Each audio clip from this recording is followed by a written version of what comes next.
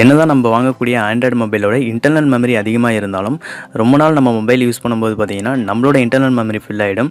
இந்த மாதிரி ஃபில் ஆகும்போது நம்ம ஒரு அப்ளிகேஷன் இன்ஸ்டால் பண்ண ட்ரை பண்ணும்போது இன்சஃபிஷியன்ட் ஸ்டோரேஜ் அப்படின்னு சொல்லி நிறைய டைம் அந்த அலர்ட் மெசேஜ் பார்த்தீங்கன்னா நமக்கு வரும்.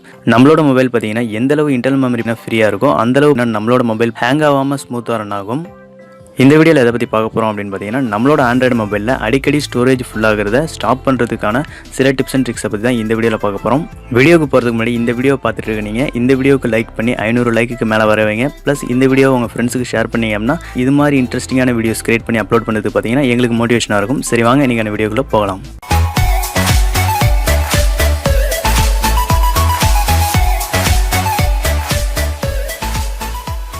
நம்மளோட மொபைலில் இன்டர்னல் மெமரி ஃபுல்லாகிறதுக்கான ஃபஸ்ட்டு ரீசன் என்ன அப்படின்னு பார்த்தீங்கன்னா நம்ம மொபைலில் தேவையில்லாத நிறைய எம்டி ஃபோல்டர்ஸ் ஜங்க் ஃபைல்ஸ்லாம் பார்த்தீங்கன்னா கிரியேட் ஆகிருக்கும். இந்த மாதிரி நம்மளோட இன்டர்னல் மெமரியில் கிரியேட் ஆகிருக்கக்கூடிய தேவையில்லாத ஃபோல்டர்ஸை க்ளீன் பண்ணுறது மூலமாக நம்மளோட இன்டர்னல் மெமரி ஃப்ரீயாக வச்சுக்க முடியும். ப்ளே ஸ்டோரில் நிறைய அப்ளிகேஷன்ஸ் பார்த்தீங்கன்னா நமக்கு இந்த மாதிரியான தேவையில்லாத எம்டி ஃபோல்டர்ஸ் ஜங்க் ஃபைல்ஸை கிளியர் பண்ணுறதுக்கான அப்ளிகேஷன்ஸ் நிறைய இருக்குது. இந்த மாதிரியான அப்ளிகேஷன்ஸ் என்ன பண்ணும் அப்படின்னு நம்மளோட பேட்டரியை பார்த்தீங்கன்னா அதிகமாக ட்ரைன் பண்ணுவே தவிர வேறு எந்த விதமான யூஸுமே கிடையாது.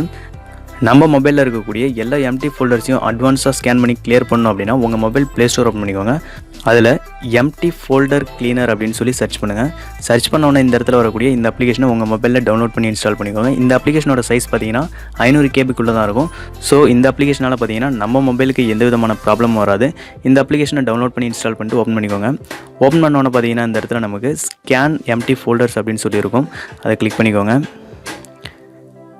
நம்ம மொபைலில் இருக்கக்கூடிய எம்டி ஃபோல்டர்ஸ் ஃபுல்லாகவே பார்த்தீங்கன்னா வந்துடும். செகண்டாக இருக்கக்கூடிய டெலிட் எம்டி ஃபோல்டர்ஸ் அப்படின்ற இந்த பட்டனை நீங்கள் கிளிக் பண்ணி ஓகே பண்ணிட்டீங்க அப்படின்னா உங்களோட மொபைலில் இருக்கக்கூடிய எல்லா எம்டி ஃபோல்டர்ஸ் ஒரே செகண்டில் பார்த்தீங்கன்னா கிளியர் ஆகிடும். நெக்ஸ்ட்டு பார்த்தீங்கன்னா உங்களோட மொபைல் செட்டிங்ஸ் ஓப்பன் பண்ணிக்கோங்க.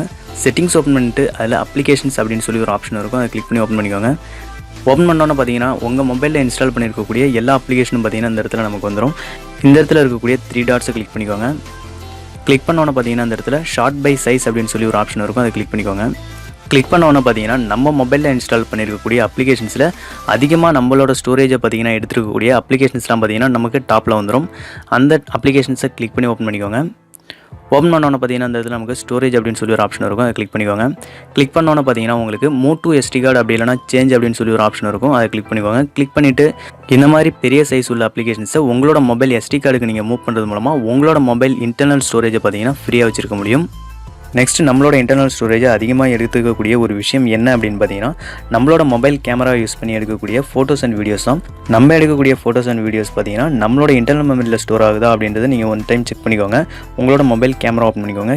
செட்டிங்ஸ் ஓப்பன் பண்ணிக்கோங்க. செட்டிங்ஸ் ஓப்பன் பண்ணிட்டு கீழே ஸ்க்ரோல் பண்ணிங்க அப்படின்னா இந்த இடத்துல பார்த்தீங்கன்னா நமக்கு ஸ்டோரேஜ் லொகேஷன் அப்படின்னு சொல்லி ஒரு ஆப்ஷன் இருக்கும். அதை கிளிக் பண்ணி செக் பண்ணி பாருங்கள். உங்களுக்கு இன்டர்னல் ஸ்டோரேஜ் அப்படின்னு இருந்ததுன்னா அது ஜஸ்ட் SD கார்டுக்கு கொடுத்து சேஞ்ச் பண்ணிவிடுங்க. இந்த வீடியோ உங்களுக்கு பிடிச்சிருந்தா லைக் பண்ணுங்கள், உங்கள் ஃப்ரெண்ட்ஸுக்கு ஷேர் பண்ணுங்கள். தேங்க்ஸ் ஃபார் வாட்சிங். Have a great day.